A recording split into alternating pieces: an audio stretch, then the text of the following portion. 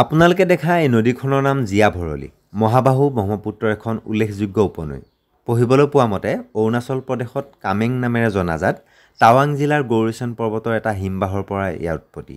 তাহানিতে তেজপুৰ সালনী বস্তি হৈ বৈ অহা ভৰলী নদীখনে 1824 চনতে সেই সুঁতি পৰিত্যাগ কৰি পোনপথ অনুসৰণ কৰি ব্ৰহ্মপুত্ৰৰ সৈতে সংগম হোৱাত স্থানীয়ভাৱে এৰাসুঁতিটোক মৰা ভৰালী আৰু এই নদীখনক জীয়া ভৰালী বুলি জনাজাত।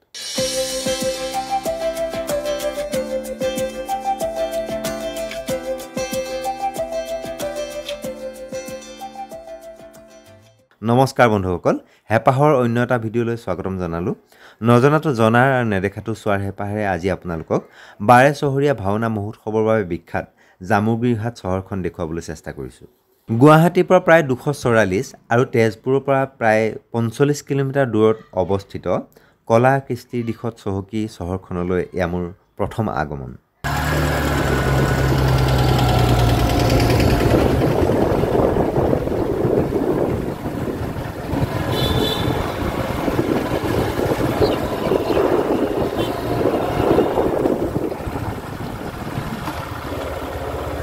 ৰাষ্ট্ৰীয় ঘাইপথৰ পৰা চহৰখনলৈ সোমাই যাওঁতে দেখা যায় জামুগুৰিহাট শ্বহীদসকলৰ স্মৃতিত তৈয়াৰ কৰা শ্বহীদ বেদী।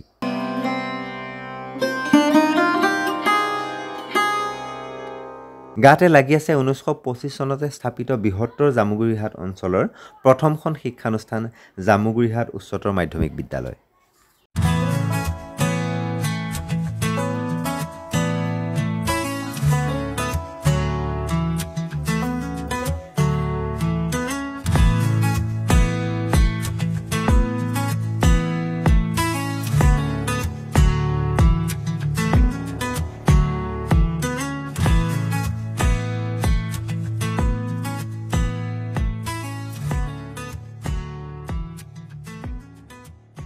ক্ৰমান্বয়ে আহি মই মূল চহৰখন পালোহি। যান-জঁট অথবা হুলস্থুলবিহীন চহৰখনৰ বাওঁহাতে কিছু দূৰ আহিলে পোৱা যায় জামুগুৰিহাট আৰক্ষী চকী। গুগলত পোৱা তথ্য অনুসৰি অঞ্চলটোৰ জনসংখ্যা 2001 চনৰ লোকপিয়ল মতে 19,743 জন আছে মুঠ 52খন গাঁৱত। চহৰখনৰ মাজমজিয়াতে আছে শোণিতপুৰৰ গজেন বৰুৱাৰ দ্বাৰা প্ৰতিষ্ঠা কৰা বাপুজী ভৱন নাট্যম সমাজ। অকণমান আগলৈ আহিলে দেখা যায় জামুগুৰিহাট চৰকাৰী চিকিৎসালয়।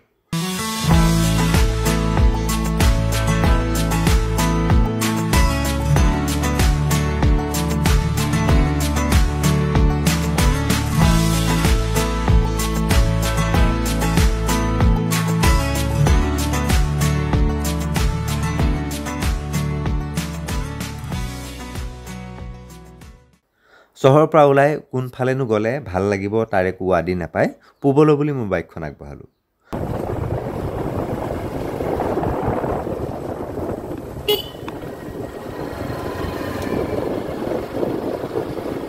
পঢ়িবলৈ পোৱা মতে জামুগুৰিহাটৰ বহু ঐতিহাসিক ক্ষেত্ৰ আছে।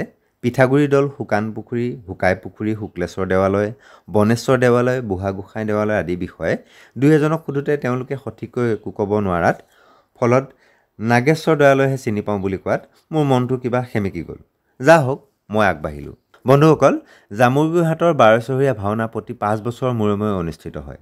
প্ৰায় 228-29 বছৰ ধৰি বৰ্তমানলৈকে অব্যাহত থকা এই ভাওনাৰ আনুমানিক 1797-98 চনত অনুষ্ঠিত হৈছিল।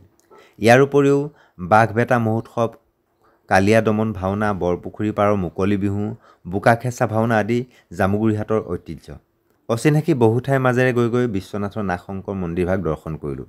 ভিডিঅ'টো ইতিমধ্যে পেজত দিয়া আছে, আপোনালোকে চাবলৈ নাপাহৰিব। উভতি আহোঁতে কুসুমটোল নামৰ ঠাইখনত ৰাষ্ট্ৰীয় ঘাইপথৰ কাষতে দেখিলোঁ ত্যাগবীৰ হেম বৰুৱা মহাবিদ্যালয়। 1963 চনতে স্থাপিত বিদ্যালয়খনৰ পৰিৱেশটো সঁচাকৈ অতুলনীয়। বন্ধুসকল, আপোনালোকে যদি মোৰ এই ভিডিঅ'টো চাই ভাল পালে লাইক কমেণ্ট কৰিবলৈ নাপাহৰিব। পুনৰ এটা নতুন ভিডিঅ'ত লগ পোৱাৰ প্ৰতিশ্ৰুতিৰে আজিলৈ দিছোঁ বাই বাই। জয় আই অসম।